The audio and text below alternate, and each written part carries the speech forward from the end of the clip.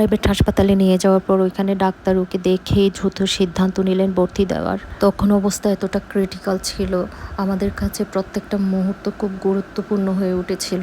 ভর্তি দেওয়া মাত্রই অক্সিজেন সাপোর্ট দেওয়া হলো, বিভিন্ন টেস্ট শুরু হলো, আর আমরা অপেক্ষা করছিলাম আমাদের ছোট্ট পাখিটা যেন তাড়াতাড়ি সুস্থ হয়ে ওঠে। তখনও বুঝে উঠতে পারিনি আমাদের জন্য এই জার্নিটা এতটা সহজ ছিল না। এনআইসিউর সিনিয়র কনসালটেন্ট আমার বাচ্চাকে দেখলো, এরপর সিদ্ধান্ত নিল ওর যে রেগুলার ডাক্তার নিউরোলজিস্ট ওনাকে অন কলে আনা হবে। ওই দিন উনি ঢাকায় ছিল, যার কারণে ওই দিন ওনাকে আনতে পারেনি। এর পরের দিনই হচ্ছে ওর নিউরোলজিস্ট ওকে দেখতে আসে এবং উনি এসে দেখার পর আরও কিছু টেস্ট অ্যাড করে। ওর অবস্থা এতটাই খারাপ ছিল, ওর নিউরোলজিস্ট সহ আরও কিছু ডাক্তারকে বেশ কয়েকবার অনকলে আনা হয়েছিল। এইভাবেই 10-12 দিন কেটে যায়, আমার বাচ্চার কোনো সারা শব্দ নাই, পুরোটা সময় ঘুমন্ত ছিল। এর মধ্যে ওর বাবা হচ্ছে ডাক্তারদেরকে বলে ওকে কেবিনে নিয়ে আসে। কেবিনে নিয়ে আসার পরে ওই দিন রাতে আবার ওকে হচ্ছে পিআইসিইউতে শিফট করা হয়, কারণ ওর অবস্থা আসলে এতটাই খারাপ ছিল যে ওকে কেবিনে মেনটেন করার মতো ছিল না। ওইখানকার ফ্লোরে যে ডাক্তারগুলো ছিল ওরাও পারছিল না, আমরা তো পারছিলামই না। ওর বাবা মূলত মনে করেছিল 5 মাসের সময় যখন অ্যাডমিট ছিল তখন 7 দিনে ফুল রিকভার হয়ে যায়, হয়তো এইবারও এরকমই হবে। কিন্তু এইবার আসলেই ওর সিচুয়েশন অনেক বেশি ক্রিটিক্যাল ছিল।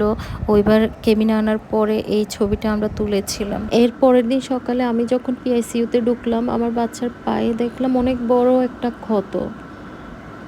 আমি পুরা নিস্তব্ধ হয়ে যাই, এটা কি হলো আমার বাচ্চার সাথে। আমি এখান থেকে দৌড়ে বের হয়ে এসে আমি ওর বাবাকে ডাকি, আমি ওর বাবাকে ডেকে বলি, দেখো তুমি, আমার বাচ্চার সাথে না কোনো একটা কিছু খারাপ হয়েছে, তুমি কি করবা দেখো, আমি আমার বাচ্চাকে রাখবো না।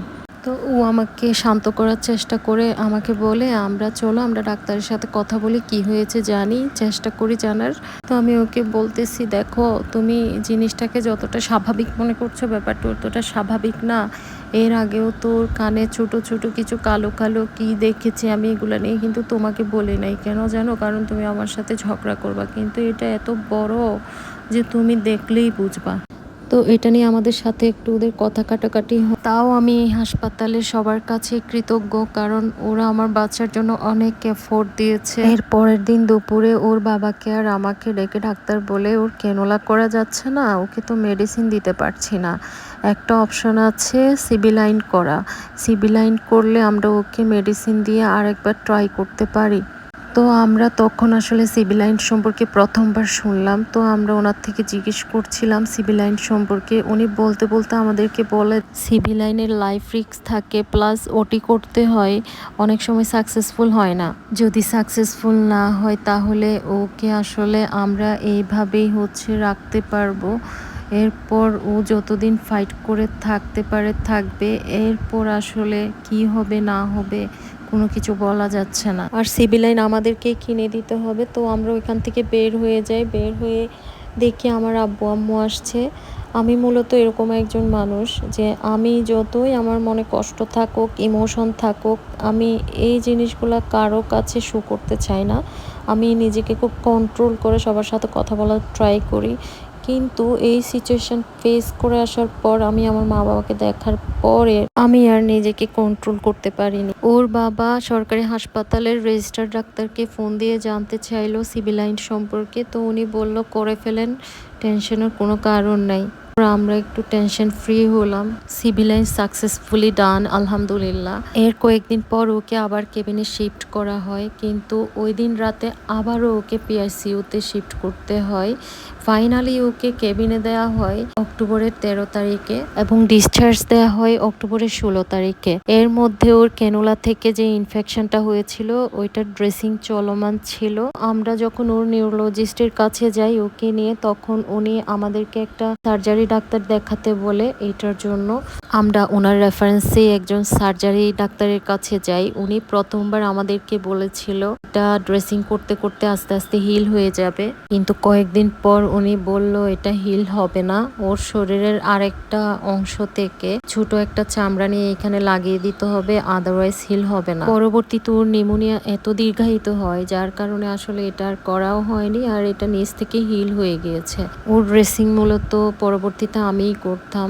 এরপর নভেম্বরের 13 তারিখে সকালে ওর অনেক কাশি আর জ্বর। এরপর আমি ওর দাদাকে ডাকলাম, আমি ওকে নিয়ে হাসপাতালে চলে গেলাম। আবার ওকে অ্যাডমিট দিল, ওইবারও আবার সিভিলাইন করলো। যেই 2-1টা টেস্ট বাকি ছিল সব এবার করা হলো, ইকো করা হলো, সিটি স্ক্যান করা হলো, টিবি টেস্ট করা হলো।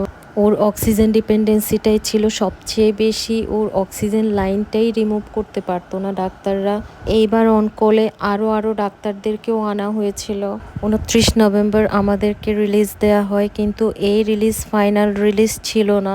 10 ডিসেম্বর হচ্ছে আমরা ওকে নিয়ে আবার এডমিট হই। ওইবার ওকে কেবিনে রাখা হয়েছিল, কারণ ওকে এবার সিভিলাইন করা যাবে না, ক্যানুলাও করা যাচ্ছিল না। ওর মেডিসিনগুলা ওনারা ওরালি চালাচ্ছিল, অক্সিজেন সাপোর্ট লাগছিল, যখন প্রয়োজন সাকশন দিচ্ছিল, নেবুলাইজেশন চলছিল, এনজি ফিডিং তো চলছেই। ওরা একটা পিআইসিইউ থেকে মনিটর এনে দিয়েছিল ওর স্যাচুরেশনটা 24 আওয়ার্স মনিটর করার জন্য। ওকে নিয়ে মেডিকেল বোর্ড করার কথা ছিল, কিন্তু পরবর্তীতে এনআইসির কনসালটেন্ট বলে যে বোর্ড করার কোনো দরকার নেই, একটা অক্সিজেন সিলিন্ডার কিনে ফেলেন, যেহেতু ওর অক্সিজেন ডিপেন্ডেন্সিটাই হচ্ছে মূলত প্রবলেম। আর হচ্ছে একটা সাকশন মেশিন কিনবেন, আমরাই আপনাদেরকে হচ্ছে শিখিয়ে দিব কিভাবে কি করতে হবে। এরপর আমরা বাসায় চলে আসি। বাসায় চলে আসার কয়েকদিন পর আবার ওর ইউরিন ইনফেকশন হয়। ইউরিন ইনফেকশন হওয়ার কারণে আবারও কয়েকদিন হাসপাতালে অ্যাডমিট থাকে। এর মধ্যে ডাক্তারের পরামর্শ অনুযায়ী আমরা সব কিছুই কিনে ফেলেছিলাম। ছোট্ট বেডরুমটাই প্রায় একটি পিআইসিইউ ইউনিটে পরিণত হয়, যেখানে আমার বাচ্চার যত্নের জন্য প্রয়োজনীয় সব কিছুই রাখা ছিল। Oxygen cylinder, pulse oximeter, suction machine সহ আরও অনেক এসেনশিয়াল ইকুইপমেন্ট। আমরা এইভাবেই কন্টিনিউয়াস কেয়ার চালিয়ে যাই। রেগুলার সাকশন নেবুলাইজেশন করতে করতে ধীরে ধীরে আমার বাচ্চার অবস্থার কিছুটা উন্নতি হতে থাকে। মার্চের দিকে এসে আমরা অক্সিজেন সাপোর্ট রিমুভ করতে কিছুটা সক্ষম হই।